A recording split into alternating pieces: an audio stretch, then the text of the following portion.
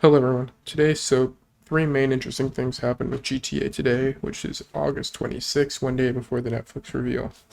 So the first one, which is the saddest, is the GTA 6 prologue has been leaked. It's only the first 4 minutes and 30 seconds, but it's stupid that it happened, and CyberLeak should feel bad about it at this point.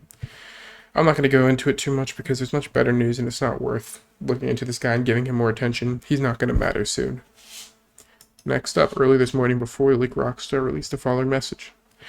Dear all, we know that many of you have been waiting to hear from us regarding the events of the past week. It would be an understatement to say that having videos of Grand Theft Auto 6 gameplay leak in this way has been heartbreaking for our team, and this is obviously not how we intended for you to see the game after all this time.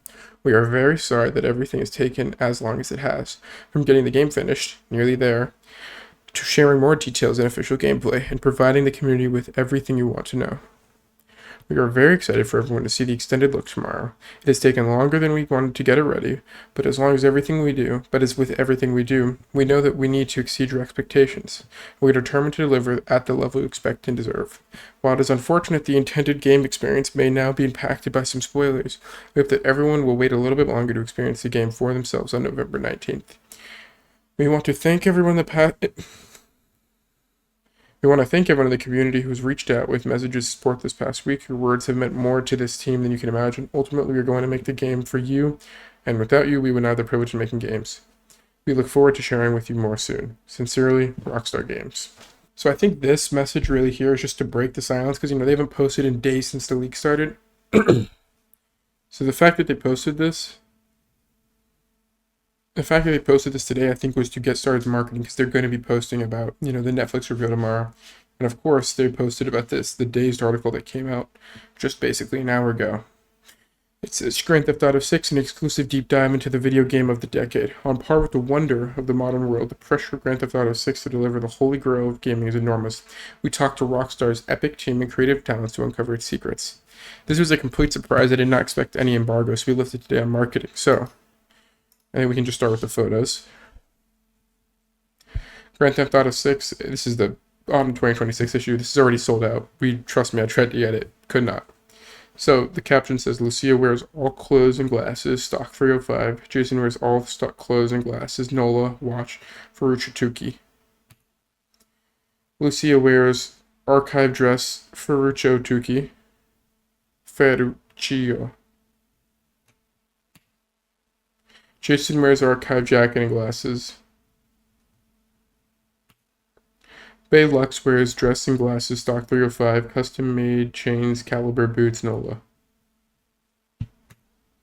Poopy Ike wears shirt. Roxy wears clothes, all stock 305, glasses, custom-made chains, caliber. Rob Batista wears vintage Nola, glasses, this, that. So all of this, I think that fashion is very much emphasized on. And I'm not going to go through this whole article. It's very, very long, and I don't think that would be best, but I think it's still important to go through some parts. Yeah.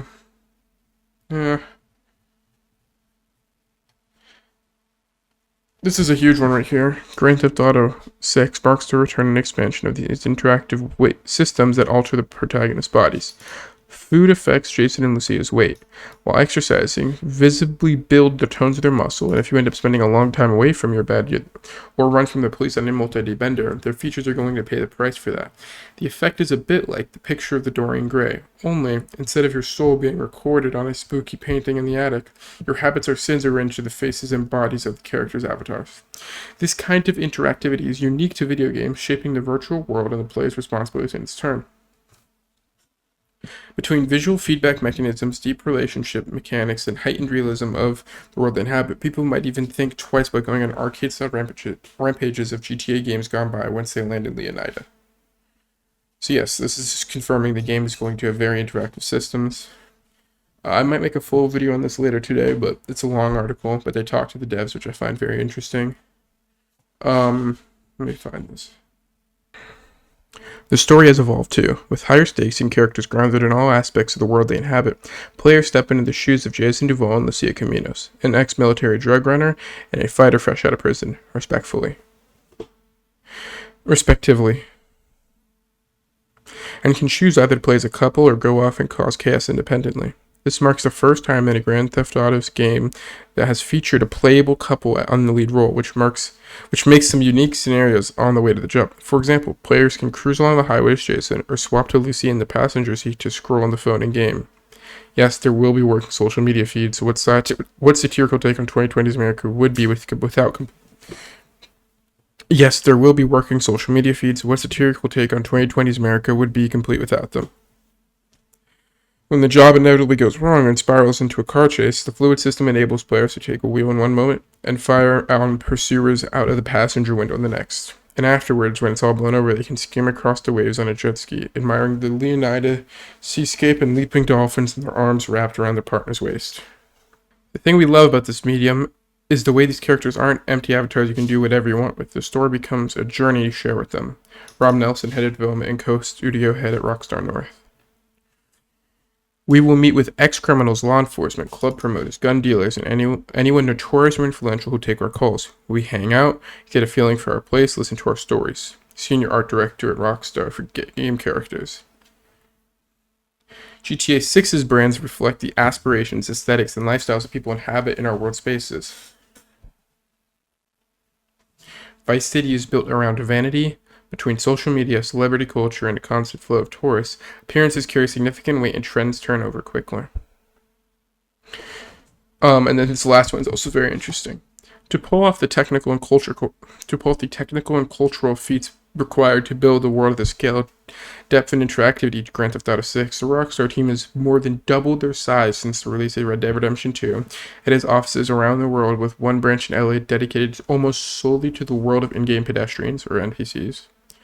More than 50 real street artists were brought to the design murals in places like Vice City's Stockyard, which is based off of Wynwood, Miami, and the team that deals with vehicle handling is almost made up of literal race car drivers. I think this article, I'm going to give it a full read later tonight, and I might just make a video of me reading it, nothing special there. But I think all this to say the marketing has started. Be excited for tomorrow. I think this look is going to blow people away. Nobody's really going to care about what CyberLeak is doing once that look comes out. So yeah, I think enjoy this new period of the game coming out. There's finally going to be content constantly. There's finally going to be news. We're no longer in a content drought. It feels very weird, but enjoy it. Thank you guys so much for watching. I'll make another video today or tomorrow, definitely after the reveal.